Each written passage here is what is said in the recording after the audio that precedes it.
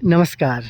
निराला construction में आप सभी का बहुत बहुत स्वागत है और मैं हूं आपका दोस्त इंजीनियर प्रभात कुमार सिंह। दोस्तों, आज की इस वीडियो में मैं आप लोग को एक बनते हुए घर के लिए जो काम किया जा रहा है इसके बारे में बताना चाहता हूं, दिखाना चाहता हूं कि आखिर किस तरीक़े से इस घर को बनाया जा रहा है और कितने रुपये तक का खर्चा इसमें आ चुका है।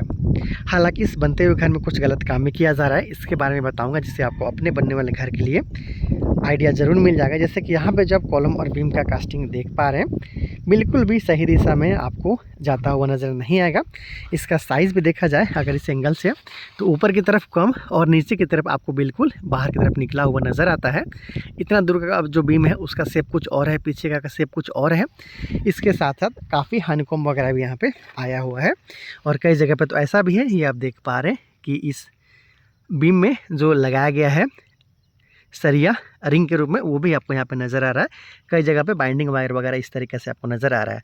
तो इतना अगर हनीकॉम्ब अगर आपके कॉलम में या फिर बीम में आ जाता है, ये देख पा रहे हैं 2 इंच के आसपास तक का, तो आपका कॉलम उतना मजबूती नहीं प्राप्त कर पाएगा, स्ट्रेंथ उतना नहीं मिल पाएगा। देखिए रिंग आपको इस तरीके से दिख रहा है। तो यहाँ पे नुकसान किसका हो रहा है दोस्तों? जो ठेकेदार है वो तो अपना काम करके यहाँ पे निकल चुका है, और अगर आप ठेकेदार कोई ऐसे काम के लिए बोलते हैं तो फिर बोलता है मैं प्लास्टर में मेकअप कर दूंगा। तो सिर्फ ऊपर से चमकाने से दोस्तों मजबूती है वो घर में नहीं आता है। इसमें आपको सही तरीक़ा से प्रॉपर तरीक़ा से वाइब्रेटर का यूज़ करवाना चाहिए। और M20 मतलब एक आपका सीमेंट, 1.5 बालू और 3 गिट्टी के साथ में आपका सही पानी का मिश्रण के साथ में आपको कंक्रीट का यूज़ करना चाहिए। तो कभी भी ऐसा आपको जो हनीकॉम्ब है वो नज़र नहीं आएगा। वाइब्रेटर का यूज़ कीजिए। वाइब्रेटर आपके पास नहीं है तो आप स्टोक भी कर सकते हैं बांस या फिर बल्ले से, जिससे इस तरीके से आपको जो हनीकॉम्ब है वो नहीं आता है। तो खैर ये तो खैर बात हुआ कॉलम और बीम का। अब हम लोग जान लेते हैं कि कॉलम और बीम का साइज़ क्या है। घर के अंदर भी चलेंगे, देखेंगे क्या पैटर्न पे इस घर को बनाया जा रहा है। ये जो बीम है इसका साइज़ 9 इंची बाई 9 इंची का रखा गया है। 4 सिरे का इस्तेमाल किया जा रहा है 12 mm का। कॉलम में भी 9 इंची बाई 9 इंची का ही साइज़ है और यहाँ पे भी 4 सिरे का इस्तेमाल किया जा रहा है 12 mm का। आसानी के साथ यहाँ पे आप प्रत्येक कॉलम को देख पा रहे हैं।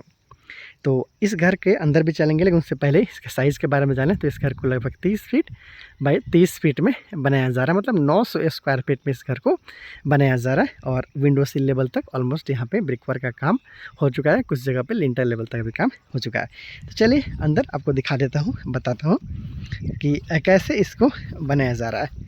तो ये आपका फ्रंट व्यू हो गया 30 फीट का, और यहाँ पे इस घर के लिए आपका मेन एंट्रेंस लगभग 4.5 फीट का हो जाएगा, 4.5 फीट बाई 7 फीट का।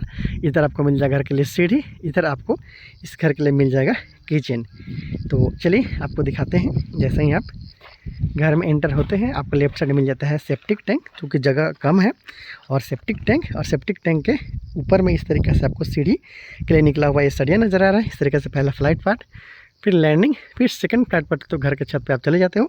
और इसी के नीचे में यहाँ पे कॉमन टॉयलेट और बाथरूम बनाया जाएगा। मतलब सेप्टिक टैंक में इस तरीके से सीढ़ी के नीचे में टॉयलेट और बाथरूम का काम किया जाएगा। 2 ब्लॉक वाला ये बनता हुआ सेप्टिक टैंक है। राइट साइड में इस घर के लिए आग्नेय कोण पे, उधर पूरब है और इधर दक्षिण है, तो आग्नेय कोण पे इस घर के लिए किचन का निर्माण भी किया जा रहा है वास्तु के अनुसार। थोड़ा और आगे बढ़ते हैं तो इस कॉर्नर पे आपको 12 फीट बाई लगभग 14 फीट के आसपास तक का पहला रूम, फिर यहाँ पे 12 फीट बाई 14 फीट के आसपास तक का दूसरा रूम, बीच में हॉल के साथ साथ डाइनिंग एरिया का आपको देखने को मिल जाता है। तो 2 रूम, हॉल, डाइनिंग एरिया। इधर मिल गया आपको आग्नेय कोण पे किचन, और यहाँ पे आपको टॉयलेट और बाथरूम। इसी के ऊपर में आपको सेप्टिक टैंक के ऊपर में सीढ़ी, और सीढ़ी के नीचे में टॉयलेट बाथरूम आपको देखने को मिल जाता है। और यहाँ पे ये सॉकेट भी यहाँ पे घर के अंदर में ही बना लिया गया है। घर का बाहरी दीवार को 10 इंच के साथ में यहाँ पे रखा गया है। आप देख पा रहे हैं अंदर का पार्टीशन वाले का काम अभी बाकी है। और टोटल इस घर में आपको 12 कॉलम देखने को मिल जाता है। 12 कॉलम का साइज़ सेम है। सरिया भी यहाँ से आप क्रॉस वेरीफाई कर सकते हैं कि 4 सरिया के साथ में यहाँ पे काम को किया जा रहा है। तो दोस्तों काम तो आपने देख लिया किस तरीके से काम को किया गया है। खर्च के बारे में जान लेते हैं। तो इस घर को बनाने में लगभग 4 लाख के आसपास तक में खर्चा अब तक आ चुका है। जैसे जैसे काम आगे बढ़ेगा स्टेप वाइज आप लोग को बताऊंगा, दिखाऊंगा कि कैसे घर को कंप्लीट किया गया। और बहुत सारे वीडियो के लिए चैनल को सब्सक्राइब कीजिएगा। अगर आप अपने बनने वाले घर के लिए नक्शा चाहते हैं तो मुझसे बात करते हुए आप नक्शा भी अपने घर के लिए निकलवा सकते हैं। और बहुत सारे वीडियो के लिए चैनल को सब्सक्राइब जरूर कीजिएगा। Thank you so much.